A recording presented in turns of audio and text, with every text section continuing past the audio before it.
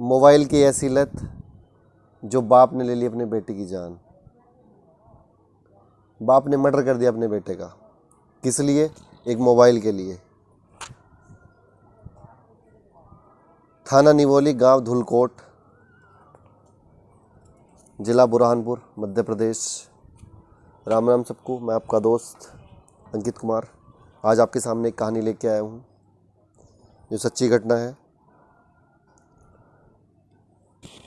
Mobile एक ऐसी चीज़ होगी आज की डेट में जो हम सबकी लाइफ के लिए ज़िंदगी का एक पार्ट है, जीवन का।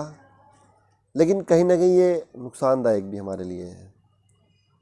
आज हम जो बात कर रहे हैं, ये बात कर रहे हैं बुरहानपुर के एक गांव की, धुलाकोट की, जहाँ पे एक बाप ने अपने ही बेटे को मार दिया इस मोबाइल के लिए।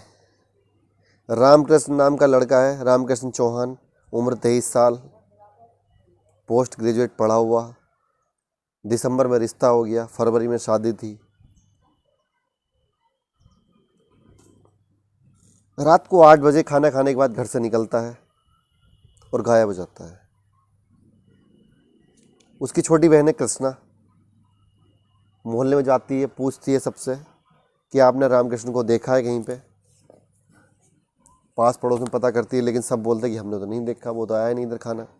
नुका नहीं, वो 8 बजे से निकला हुआ है घर से, घर पे नहीं, वापिस नहीं आया है। अब सारे घर वाले परेशान हैं, सब लोग ढूंढ रहे हैं, इधर उधर देख रहे हैं, लेकिन उसका कोई पता नहीं लगता।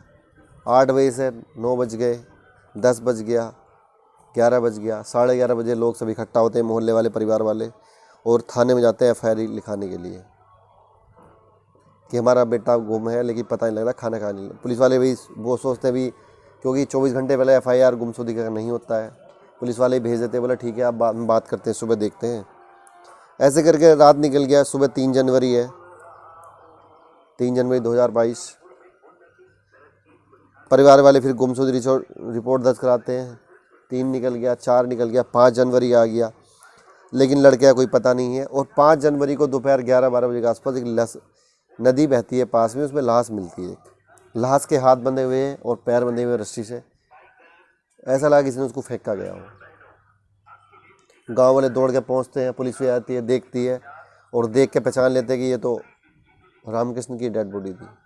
वही रामकृष्ण जो रात को 8 बजे घर से गायब होता 2 तारीख को। पब्लिक का गुस्सा आता है, पब्लिक हाय हुल्ला मचाती है। पुलिस मतलब MP पुलिस हाय हाय के नारे, मतलब इस तरह की आप पता ही आपको घटनाएं घटती हैं जब पब्लिक भाई हाय हुल्ला करती है। पुलिस वाले SP हैं राहुल अरोड़ा जी, समझाते हैं, पहले ठीक है हम केस की जांच करते हैं और जल्द से जल्द केस खुलासा करेंगे। लाश का पोस्टमार्टम कराते हैं और डेड बॉडी का अंतिम संस्कार कर दिया जाता है। उसके पिताजी जो है भीमान सिंह चौहान, वो इंटर कॉलेज में टीचर है, तो सब लोग गांव में बहुत इज्जत है उनकी, सब लोग मास्टर जी कह के उनको प्यार करते हैं। लेकिन कहीं ना कहीं केस को 4, 5, 10 तारीख तक बीत जाती, लेकिन कुछ पता नहीं लग पा रहा था। 5-6 दिन निकल गए ऐसे ही, लेकिन पता नहीं लग रहा कि हुआ घटना घटी है, घटना का मुख्य एग्जिस्ट क्या है, किस कारण से घटना घटी है, किसने मारा इसको, किसका उससे लड़ाई नहीं है। पुलिस भी जांच में डूबती है, लेकिन कुछ पता नहीं चल पाता। और पुलिस भी धीरे धीरे कहीं ना कहीं स्लो हो जाती है अपने काम में। लेकिन एक दिन क्या है, 13 जनवरी को पुलिस वाले दोबारा से घर पे आते हैं चेक इन के लिए, और उसका बोलते हैं मास्टर साहब कि हमें रामकृष्ण का रूम दिखाओ और हमें उसका रूम देखना है।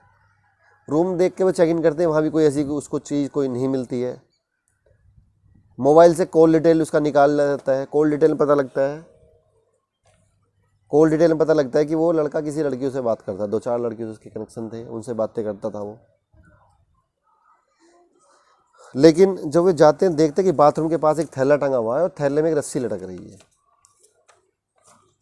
वे अपने आके आला अधिकारी से बात करनी, ऐसे बात है, हमें लग रहा है कि इन पर गुस्सा के हम घर वालों से बातचीत करना चाहते हैं, अगर आप ऑर्डर देते हो साहब तो हम जांच करें।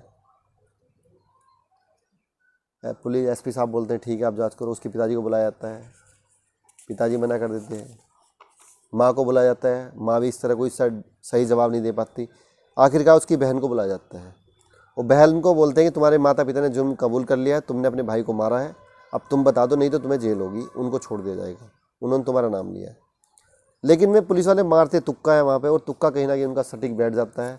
उसकी बहन जो कृष्णा है वो टूट जाती है, वो बताती है कि डेली की तरह पापा जी बाहर ड्यूटी से लेट आए थे, खाना खाने के बाद भैया खाना खाया था और वो बात कर रहे थे फ़ोन पे किससे। पापा जी का गुस्सा आता है और उसको एक चपत मार देते हैं उसके कान पे, पिटाई करते हैं, मारते मारते उसका सर दीवार में लग जाता है, वो नीचे गिर जाता है। हम सोचे कि बहाना बना के लेट गया, और दीवार से लगने के बाद नीचे गिर जाता है। उसके बाद पापा उसके पेट में एक लात मार देते कमर पे। वो भैया उठते नहीं है काफ़ी देर तक, हम उनको हिलाते धुलाते हैं, लेकिन 2-4 मिनट हो जाता है, हम देखते हो तो ख़त्म हो गए। अब स्थिति गंभीर हो गई। एक तो सगा भाई मारा, बाप भाई मारते हैं सबके, लेकिन ऐसा थोड़ी उन्होंने ये इसलिए नहीं मारा कि इसको मर्डर कर दें, वो गलती से गैर इरादतन हत्या बोलते हैं इसको, उसमें हो गया, दुर्घटना घट गई वो। लेकिन अगर उसको वे चाहते तो पुलिस को बता देते थे, उसमें कुछ नहीं होता। उसकी जो बाद में वे करते हैं, उसकी अपने आप उसको एक लाश का मतलब एक क्राइम का रूप दे देते हैं। माँ बाप, तीनों बाप बेटा, दोनों बेटी, माँ और बाप, उसके हाथ बांधते हैं, उसको बोरी में डालते हैं, अंदर उठा के बाइक पर रख के, और गांव के पास जो नदी थी उसमें डाल के जाते हैं।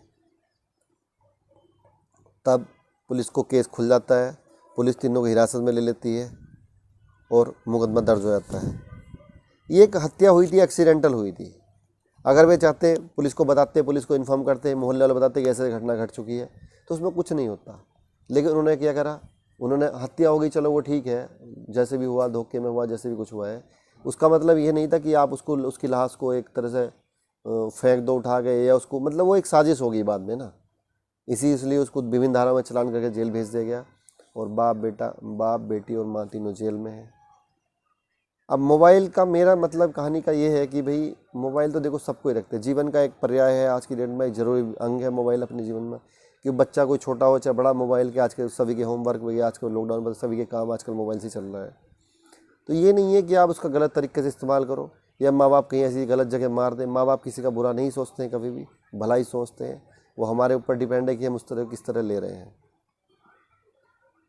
बस वे तीनों जेल में है, पुलिस अपना काम कर दिया, मरने वाला मरा गया, घर वीरान हो गया।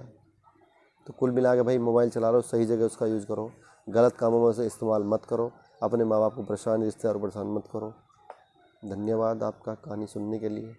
तो दोस्त आजिल राम राम जी, कुछ गलत लगा तो प्लीज़ माफ़ करना, अपना भाई समझ के। धन्यवाद, राम राम।